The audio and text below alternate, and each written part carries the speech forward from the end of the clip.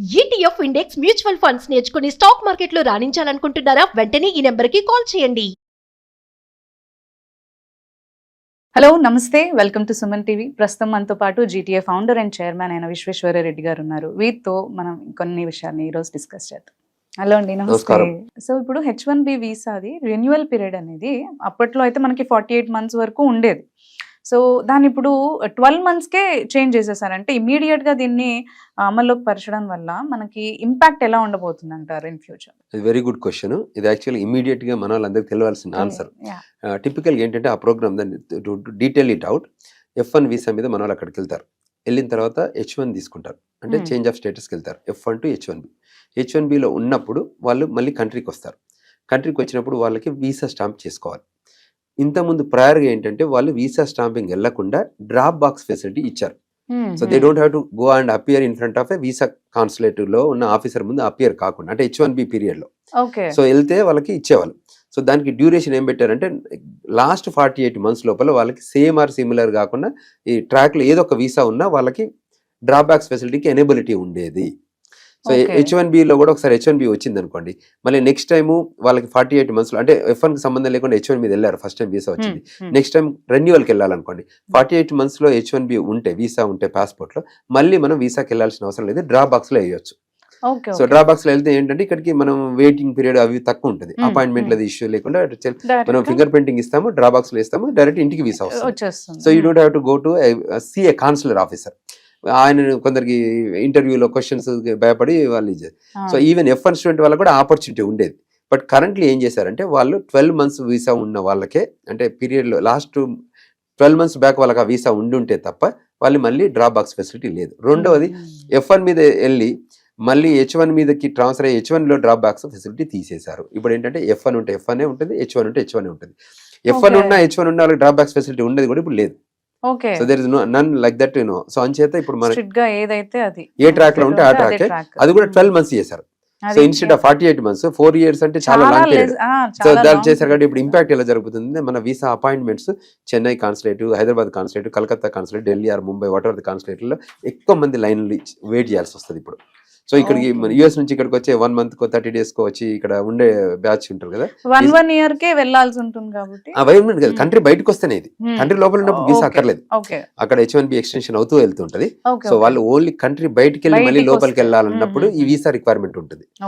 With in the country మనం ఎన్నేళ్ళు ఉన్నా కూడా వాళ్ళు ఎప్పుడు వీసా అడగరు. So it is an extension of stay అంటారు దాన్ని.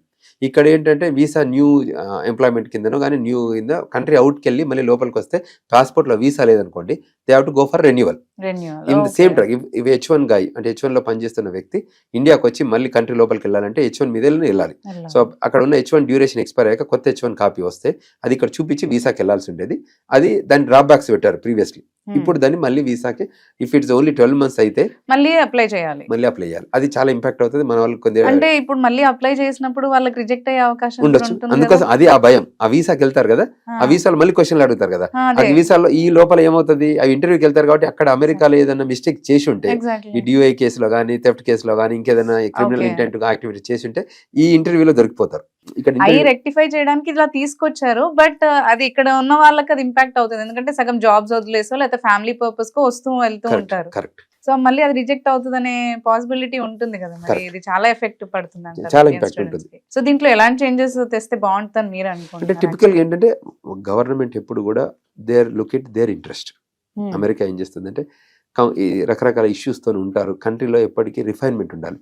అదన్నీ డ్యూరేషన్ ఆఫ్ స్టే ఉంటుందండి. Everything duration of life type, మనకి లైఫ్ పీరియడ్ని ఎలా డిఫైన్ చేస్తారు, ప్రతిదీ కూడా 4 years కో 10 years కో రెన్యువల్స్ ఉంటాయి ఆ కంట్రీలో ప్రతిదీ. ఇక్కడలాగా ఇప్పుడు మనకి ఇక్కడ డ్రైవర్ లైసెన్స్ 20 ఏళ్ళు ఇస్తారు, అక్కడ 20 ఏళ్ళు ఇయ్యారు, 8 ఏళ్ళు ఇస్తారు. సో వాళ్ళు ఏంటంటే 8 years కి రెన్యువల్ కాదు, 8 years ఒకసారి టెస్ట్ కావాలని టైప్. సిమిలర్ లైన్ లో H1B only 3 years. So 3 years job ఉంటే 3 years ఇస్తాం, జాబ్ లేకపోతే 1 year ఇస్తాం. సో ఎవ్రీ టైం రెన్యువల్ చేయాలి 1 year కి. ఒకప్పుడు H1B ఫీజు చాలా తక్కువ ఉండేది, ఇవాళ H1B ఫీజు చాలా అప్డేట్ ఉంది. సో వాటిని కూడా ఇంపాక్ట్ అవుతుంది, ఈ ఎంప్లాయర్ పైన ఇంపాక్ట్ అవుతుంది, ఎంప్లాయీలో కూడా అదొక స్ట్రెస్ ఉంటుంది కదా. ఇంకా H1B పెండింగ్ ఉన్నప్పుడు కానీ H1 అప్రూవల్ టైంలో డ్యూరేషన్ మధ్యలో ఉన్న టైంలో అంతా కూడా స్ట్రెస్ అవుతారు, ఎప్పుడు వస్తుంది నా H1B అనేది. సో ఈ వీసా అది కూడా ఒకసారి వీసా ఎక్స్పైర్ అయితే అంతకుముందు 48 months అయినా వెళ్ళిపోయి డ్రాప్ బాక్స్ వేస్తే Yes. వచ్చిన రోజే డ్రాప్ బాక్స్ వెళ్ళి వాళ్ళ 20 days 30 days ఫ్యామిలీతోని విజిటింగ్ అవి చేసుకొని ఉండేసి, yeah. మంచిగా మళ్ళీ కంట్రీకి వెళ్ళిపోయేటట్టు ఉండేది. Exactly. ఇప్పుడు అలా లేదు, తప్పకుండా వీసాకి వెళ్ళాలి. మళ్ళీ వీసా ముందు attend అసలు అపాయింట్మెంట్ దొరకాలి, Hmm. ఎందుకంటే బికాస్ వాల్యూమ్ ఎక్కువైపోతారు కదా, అందరు Exactly. వీసాకి వెళ్ళాలి కదా. అవును. అంతకుముందు అందరు డ్రాప్ బాక్స్ కాబట్టి వాళ్ళు ఎప్పుడో ఈ కాన్సులేట్ అయితే ఎక్కడైతే మనకున్న వేరియస్ కాన్సులేట్ లో హైదరాబాద్ అని కాకుండా వేరియస్ కాన్సులేట్లు కూడా వాళ్ళకి వర్క్ లోడ్ ని బట్టి వాళ్ళు వీసాలు ఇష్యూ చేసేవాళ్ళు. అంటే ఇప్పుడు రష్ కూడా ఎక్కువ అయిపోతుంది కదా, ఇప్పుడు స్టార్టింగ్ వెళ్తున్న వాళ్ళు మళ్ళీ వచ్చి వెళ్తున్న వాళ్ళది అందరిది కూడా మీరు అన్నట్టు అపాయింట్మెంట్స్ దొరకాలి, then again they have to face the examination and అవన్నీ అయిన తర్వాత వాళ్ళు మళ్ళీ వెళ్ళాలి. Correct. సో ఇవన్నీ అవాయిడ్ చేయాలంటే ఎలాంటి జాగ్రత్తలు తీసుకుంటే బెటర్ అంటారు? కంట్రీ లోపలనే ఉండాలి, అమెరికాలోనే. సో కంటిన్యూషన్ గా గ్రీన్ కార్డ్ వచ్చేవారు అంటే మనం until unless you have a family emergency, you have real need అయితే తప్ప ఇండియాకి ఈ టైంలో వెళ్ళకండి. ఈ ట్రంప్ 4 ఏళ్ల డ్యూరేషన్ లో కొంచెం జాగ్రత్తగా ఉండండి. ఎప్పుడు ఏం చేంజెస్ వస్తాయి. ప్లస్ ఇక్కడికి వచ్చి ఇక్కడ మీరు ఇరకపోతే మీ ఫ్యామిలీకి ఇంపాక్ట్ అవుతుంది. అక్కడ కంపెనీలో ఉన్న ఎంప్లాయర్కు, అక్కడ కంట్రీలో ఉన్న ఎంప్లాయర్ కూడా ఇంపాక్ట్, క్లయింట్ ఇంపాక్ట్ అవుతాడు, ఎంప్లాయర్ ఇంపాక్ట్ అవుతాడు. ఈ ఆపర్చునిటీ ఎందుకు అంటే ఫన్ కోసం వచ్చేది కాకుండా if there is the real need ఉంటే రండి, లేకపోతే విత్ ఇన్ ద కంట్రీలో ఉండి ఎక్స్టెన్షన్ ఆఫ్ స్టే పెట్టుకుంటూ గ్రీన్ కార్డ్ అప్లై చేసుకోండి. గ్రీన్ కార్డ్ వచ్చే వరకు వెయిట్ చేసి గ్రీన్ కార్డ్ వచ్చిన తర్వాత you can roam around anywhere. But if there is a real family need ఉంటే తప్పకుండా పేరెంట్స్ గ్రీన్ కార్డ్ రావాలంటే కూడా చాలా ఇయర్స్ అవుతుంది. అదే కదా ఇంపాక్ట్, ఓవర్ కంపాక్ట్ పెరుగుతుంది. మీకు ఎగ్జాంపుల్ చెప్తుంటే ఏమైందంటే స్టూడెంట్స్ అందరు మన వాళ్ళు వెళ్ళారు. జిఎం యూనివర్సిటీ ఉంటుంది మా దగ్గర, అందులో ఒక 2500 మంది స్టూడెంట్స్ ఉంటారు. మేము వాళ్ళందరినీ మీట్ అవుతాం. మీట్ అయినప్పుడు అడుగుతాం, మేము గ్లోబల్ తెలంగాణ నుంచి సెమినార్స్ సింపోజిజమ్స్ ఆర్గనైజ్ చేస్తుంటాం కదా. అడుగుతున్నప్పుడు స్టూడెంట్స్ మీరు ఏ సెక్టర్స్లో ఉన్నట్టే management information system, computer science, artificial intelligence, web security వాటి రిలేటెడ్ ఉంటాయి. అన్ని కంప్యూటర్ రిలేటెడ్ కోర్సెస్ చేస్తారు. సో వీళ్ళందరూ మన వాళ్ళే ఒకరికొకరు కాంపిటీషన్.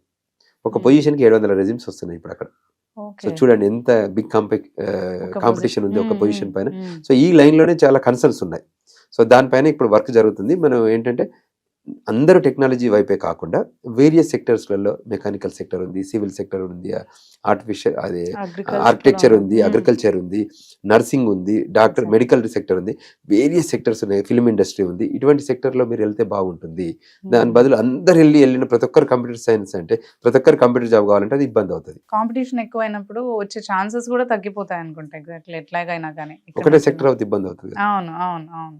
సో దట్ వేరే దాంట్లో తక్కువైపోయి ఇందులో ఎక్కువైపోయేసరికి జాబ్స్ వాళ్ళకి రావడానికి కూడా jobs, green cards exactly green cards కూడా అంతే సేమ్ డిలే అవుతుంది మన వాళ్ళందరికీ. సో అంచేత టిపికల్ గా ఏంటంటే డిఫరెంట్ సెక్టర్స్ లో వెళ్ళండి. కొన్ని ప్రాఫిట్ హెచ్వన్స్ ఉంటాయి, నాన్ ప్రాఫిట్ హెచ్వన్స్ కూడా ఉంటాయి. సో అందులో కూడా ఆపర్చునిటీ ఉంటే నాన్ ప్రాఫిట్ హెచ్వన్ కూడా చేసుకోవచ్చు. అది ఈజీగా వస్తుందంట. అది దానికి కోటా కిందకి రాదు, అది లాటరీలో ఉండవు. ఓకే, అవి లాటరీలో ఉండవు అంటారు. ఓన్లీ టెక్నికల్ వాళ్ళకి అన్లిమిటెడ్, దీనికి లిమిటెడ్, అది అన్లిమిటెడ్ H1Bs. సో అయినా ఇలా ఉన్నా గానీ ఎందుకు దానికి ఎక్కువ ఆప్ట్ చేయట్లేదు? గ్రీన్ కార్డ్ చేయడానికి ఇబ్బంది అవుతుంది. తర్వాత నాన్ ప్రాఫిట్ హెచ్వన్, ప్రాఫిట్ హెచ్వన్ కి వేరియన్స్ ఉంటుంది.